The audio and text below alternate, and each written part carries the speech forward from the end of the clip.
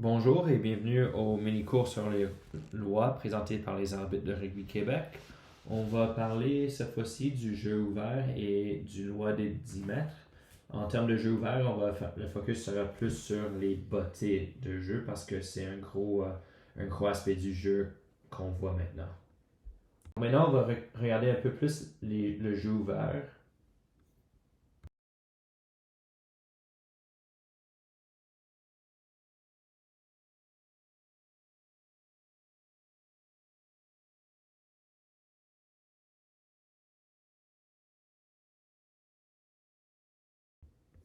Euh, Donc voici des scénarios qu'on voit assez souvent. Il y a un joueur qui est juste devant le botteur qui avance en courant.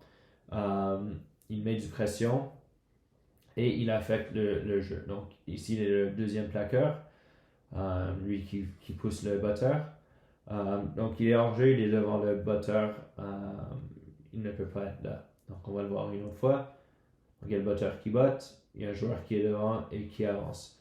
Il faut que tu attends. Il faut tout simplement que tu attends, que tu n'avances pas. Parce que même si tu te fais mettre en jeu par ton coéquipier, tu as pris trois quatre pas d'avance, tu as gagné de l'espace, tu as gagné du temps. Donc il faut qu'on évite cela. Donc maintenant, on va voir une autre. C'est un joueur dans un rock cette fois-ci. Donc, comme règle générale, si vous êtes dans un rock, vous êtes mieux d'attendre 1 ou 2 secondes après la bottée pour avancer. En général, comme arbitre, on travaille fort pour les contrôler. Mais là, le joueur avec le capuchon rouge, il avance, il est devant l'ailier. Même si c'est juste quelques pas, il avance. Et ceci est une pénalité. Il avance et là, il est mis en jeu. Donc, il a déjà eu la chance d'accélérer pour avoir son course avant qu'il soit mis en jeu. Donc le dernier, ça va être un 9. Donc souvent comme 9, quand moi je jouais, on suit la ligne défensive un peu plus. Donc le joueur est devant le botteur botte. L'ailier est en jeu, mais il met le 9 en jeu juste à la ligne des 10 mètres. Donc le 9, il a son élan, il met du pression, il est dans une position pour faire une plaquage avant que l'arbitre le siffle. Donc ça c'est une bonne pénalité aussi. Donc on le voit ici une autre fois. Il est devant, il triche vers l'avant. Et là, il est mis en jeu, mais c'est trop tard déjà. Il y a eu de l'avance, il y a eu une chance de mettre la pression et forcer l'équipe en rouge de jouer autrement qu'ils auraient aimé jouer. Donc, on a reçu quelques questions.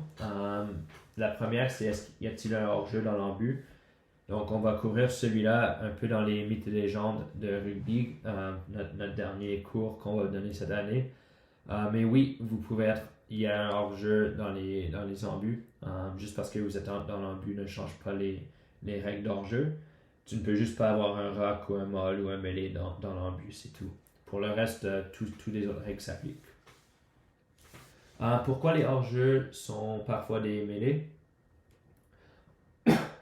Donc, quand il y a une bottée et un hors-jeu, l'équipe qui est pénalisée, ils sont hors-jeu sur la ligne où le joueur est hors-jeu, ou sinon l'équipe adverse peut avoir une mêlée où la bottée a été faite.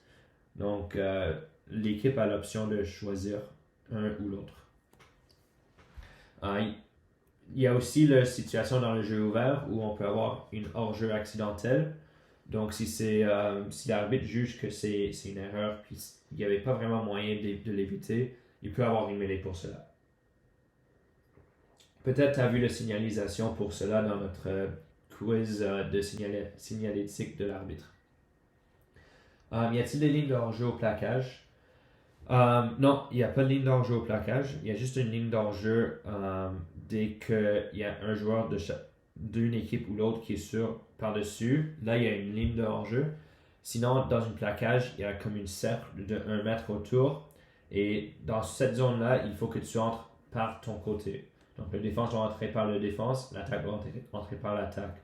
Donc, c'est pour donner la chance de donner des petits passes du sol ou donner des passes dans le plaquage pour la continuité d'attaque. La dernière question, c'est déroulé dans un de nos matchs provinciaux et une joueuse nous a demandé si un joueur de l'équipe qui botte se trouve derrière le joueur qui attrape le ballon. Donc, c'est un joueur qui est hors jeu en vertu des lois de 10 mètres, mais si ce joueur-là se remet en jeu, ils vont être encore plus hors jeu, si on peut dire. Ils vont s'avancer plus vers l'attaque. Donc, qu'est-ce qu'ils doivent faire? Donc ici, la meilleure chose à faire, c'est d'éviter de te mettre dans le jeu.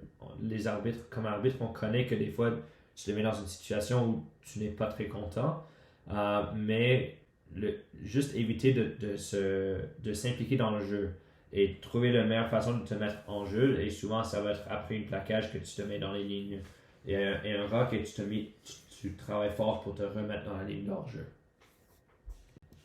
Donc, merci d'avoir regardé et n'oubliez pas le mois prochain pour la présentation sur la touche et le molle. Et n'oubliez pas de soumettre vos questions au courriel ou sur notre page Facebook. Merci.